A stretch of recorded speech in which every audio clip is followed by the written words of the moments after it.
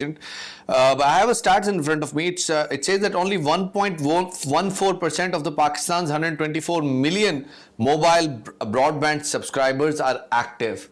Now that doesn't sound very promising because internet stays up. I mean, we are in 2025, but it's still a question.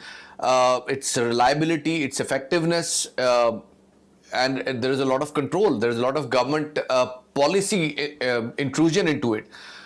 Do you think that these things can actually create any impact in the digital industry, in the digital finance industry, as we're talking about?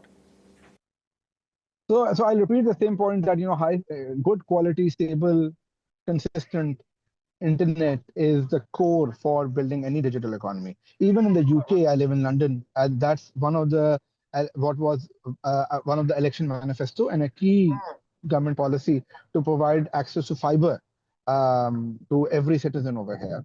So I was just in Japan and China, and of course, I think no other country is as advanced in internet adoption or digital adoption as those two countries.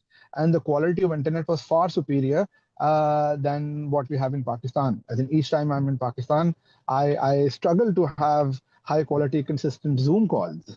And so certainly that improving that point alone can have a major impact on digital adoption.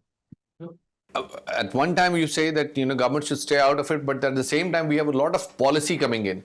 So there is a lot of government intrusion in the policy making, and there's a lot of control over the narrative as well. And in that attempt to control the narrative, they are hurting a lot of businesses. We see that the startups in Pakistan in recent years, in the past 10 or 12 years, we have seen that they are initiated, they get the seed money, they reach their bloom for like 12 or 14 months, and then suddenly they start cutting to the size until they just die out. How do you think that if the government stays out of it, will that impact this startup scenario or the startup culture in Pakistan? I think I was a bit harsh on that statement that government should stay out of it. I think I meant it more in terms of a siding comment. But what I mean by that is that government generally create a lot of noise and they waste a lot of time just because of bureaucracy. And what I meant was that digital adoption is something which can grow organically. In fact, it has grown organically in Pakistan. And then just take the example of crypto. There are tens of millions of people in Pakistan who trade crypto, while the government is not involved in it. Similarly, platforms like WhatsApp and TikTok have massive adoption. Like we're talking about 30 to 40 to 50 million subscribers for these platforms without the intervention of government. So that's what I meant by government. Certainly government has a role, and we've spoken about one role extensively, which is provision of internet. The second role, which I also mentioned initially, is education, providing good education to people so that they can be trained on modern technologies such as AI. And I was just in Pakistan last week, and I heard about some amazing initiative which the government has taken in terms of training people around around AI. So the government does have a role. The last point you mentioned, which was about startups. Now that is something which is totally, that's not like failure of startups has nothing to do with government failure or policy failure. There are multiple studies, including one very famous study by Harvard Business School. And that study shows that even in the US, 95% of startups fail.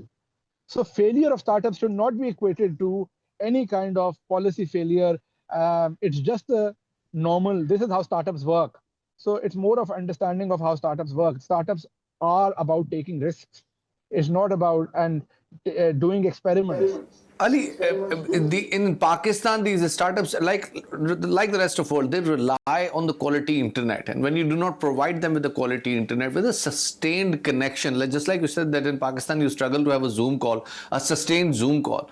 How do you expect startups to grow? Because in order to just show sales to their investors, they offer their customers unimaginable discounts, and they actually do turn into something which is not tangible organically. But without reliable internet, how does it translate into business? It just cannot. So my point is that just because of that, the startups cannot flourish in Pakistan.